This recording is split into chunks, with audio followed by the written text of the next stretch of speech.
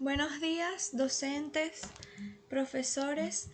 Mi nombre soy la doctora Andrea Valentina Marrero y les voy a presentar el caso clínico de láser médico en patología vascular. Tenemos un caso clínico de una paciente con unas iniciales de APG de edad de 52 años con un fototipo cutáneo tipo 2 Glogau 3 con un nivel de envejecimiento de la piel Glogau 3.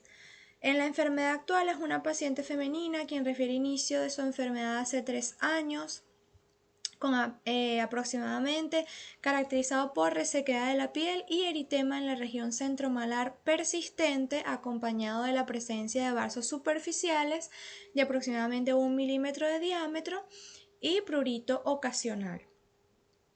Entre los antecedentes médicos niega ningún antecedente de importancia y niega el uso de isotretinoína y adapaleno. Esto es un dato sumamente importante para lo que vamos a ver posteriormente en cuanto a los diagnósticos diferenciales. En cuanto a los diagnósticos quirúrgicos tenemos hernia umbilical, apendicectomía y unos antecedentes ginecológicos de menarquia a los 13 años y menopausia a los 48 años, 2 gestas y 2 paras. En cuanto a los antecedentes médico-estéticos, tenemos un biotipo cutáneo sensible, un uso diario de protector solar, crema de factor de protección de 100 y el uso ocasional de esteroides de baja potencia tópicos, una desonía del 0,05% de concentración. En el examen clínico de esta paciente es sumamente importante hacer un diagnóstico diferencial correcto, aunque parece bastante evidente por la clínica del paciente, por su historia, por su interrogatorio, que estamos ante una rosácea y al ver la lesión, aunque parece bastante evidente que es una rosácea de tipo eritemato telangiectásica, es importante el abordaje completo con un diagnóstico diferencial bastante completo. En este caso es muy importante ese antecedente de medicación previa para nosotros poder hacer el diagnóstico diferencial correcto. En este caso, por ejemplo, el antecedente que la paciente había referido de no haber consumido isotretinoína oral, es importante para nosotros poder hacer un diagnóstico diferencial con la entidad clínica de la dermatitis retinoidea, que podemos ver una fotografía aquí abajo, que se da en pacientes que han tenido un consumo crónico de retinoides por vía oral, con o sin probable supervisión médica, que se ha dado incluso cuando el paciente cronifica por años tomando retinoides por vía oral. Entonces es importante esta entidad médica y saber que la paciente no tiene ese antecedente a la hora de hacer el diagnóstico diferencial. En el lupus eritematoso cutáneo subagudo, que es la segunda fotografía que tenemos, allí podemos evidenciar una paciente con un eritema en alas de mariposa. Tenemos que tener esta entidad también presente a la hora de hacer el diagnóstico diferencial debido a que es un eritema malar, mujeres aproximadamente de la misma edad aproximadamente, y que es un lupus cutáneo subagudo. Ya sabemos que tiene varios tipos, discoidal, etcétera, y que es un lupus que puede no tener, de hecho la gran mayoría no tiene manifestaciones sistémicas, y que la gran mayoría son manifestaciones clínicas de piel. Y tenemos que tenerlo en cuenta cuando tenemos el diagnóstico diferencial de estas patologías. Las reacciones acneiformes a fármacos que podemos ver en la primera fotografía, entre los cuales el más descrito es el cetuximab y otros fármacos. También los famosos esteroides también, que nos pueden hacer una reacción de este tipo a nivel facial. La dermatitis por contacto a la mascarilla, que es una patología que hemos estado viendo en reacciones de la piel ante la mascarilla que se usada ampliamente, la mascarilla quirúrgica usada ampliamente en la pandemia del COVID-19, y hemos visto pacientes que han presentado dermatitis por contacto a la mascarilla en estos últimos tiempos post pandemia.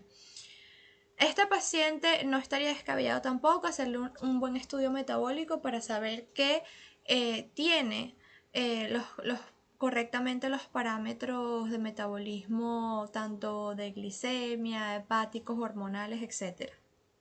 Y para poder hacer el diagnóstico diferencial, también hacer un examen físico exhaustivo del paciente en otras áreas corporales, por ejemplo, el tronco, las extremidades, el escote. En cuanto a los lupus eritematosos cutáneos subagudos, el escote también es importante.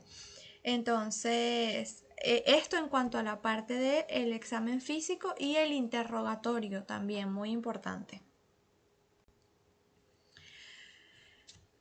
Vamos ya a nuestro diagnóstico, una rosácea eritematotelangiectásica, que ya sabemos que es una dermatosis inflamatoria crónica, probablemente inmunomediada, con reactividad vascular ante lo más conocido, la proliferación del ectoparásito cutáneo Demodex folliculorum. También se ha descrito como una reacción inmunológica reactiva vascular ante otros microorganismos como el Helicobacter pylori, pero vamos a quedarnos con el clásico que es el Demodex folliculorum.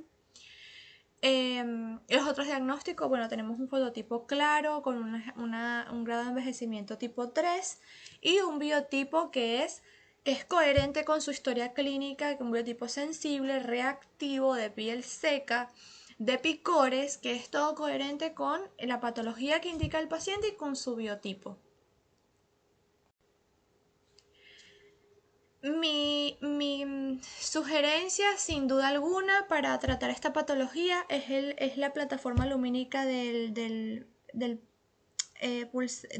colorante pulsado PDL, que es el Gold Standard, con una longitud de onda de 585 a 595, un spot size de 10 milímetros, y trabajaría con una profundidad pues a 1 o 2 milímetros. No es necesario mayor profundidad en esta región, y trabajaría con una velocidad de pulso corta, 0,5 a 6 milisegundos, hasta ver el blanqueamiento del vaso y la desaparición del mismo, y recitaría a la paciente de 4 a 6 semanas.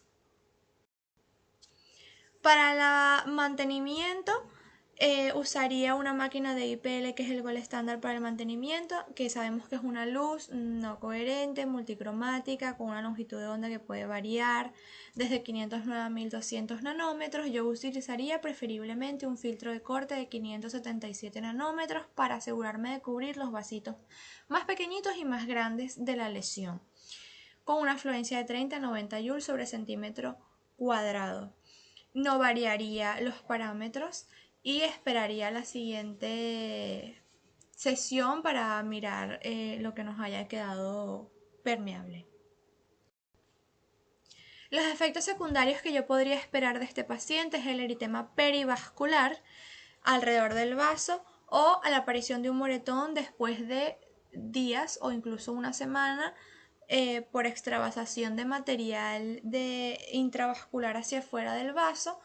En este caso de existir inflamación o eritema persistente perivascular, yo le recomendaría a la paciente el uso de esteroides de baja potencia, y si sospecharía de una complicación como una sobreinfección cutánea, aplicaría antibiótico tópico de ser necesario, después de evaluarla en consulta y determinar si lo necesita o no, y por supuesto su uso de protector solar de 100 factor de protección. Yo consideraría a esta paciente, según su evolución clínica, añadirle un tratamiento tópico con metronidazol tópico. En España hay una muy buena marca que se llama Rosex, especial para la rosácea, que viene en formato de gel, que tiene muy buena respuesta clínica y que el paciente podría usar en casa entre las sesiones para mantener y mejorar los resultados. Y por supuesto le indicaría una batería de usos de cosmética para piel de rosácea, entre ellos una crema calming para piel sensible, y por supuesto usar dermatocosmética para piel sensible, siempre bajo supervisión. En las conclusiones tenemos que es importante el correcto diagnóstico del paciente según la clínica que presenta. hacer un abordaje completo, no ver solamente la lesión facial, sino poder evidenciar, ver toda la piel del paciente y tener en cuenta todos los diagnósticos posibles que el paciente puede tener. Y luego, pues por la clínica, lógicamente, descantarnos hacia el diagnóstico. El gol estándar que yo usaría sería el decolorante pulsado sin ninguna duda. Y de segunda opción el neodimio Jack y el de yodo. El neodimio Jack, al llegar a más profundidad, pues yo establecería unos parámetros yo disminuiría el spot size a más pequeño para poder llegar más superficial y disminuiría la duración del pulso también para poder llegar a la superficialidad que necesito con el neodimio Jack para llegar a esos vasos que se encuentran en la rosácea eritematotelangiectasia que tiene nuestra paciente. El tratamiento ideal lo haría con IPL y siempre es importante recordar que la paciente poder interrelacionar todos nuestros conocimientos de dermatoestética con nuestros conocimientos que ya tenemos como médicos para que el paciente se pueda llevar un diagnóstico correcto, poder ofrecerle el mejor tratamiento tanto fotónico como médico para los resultados más óptimos. Recalcar siempre la revisión y que el tratamiento lo vamos a hacer según la evolución clínica que tenga el paciente.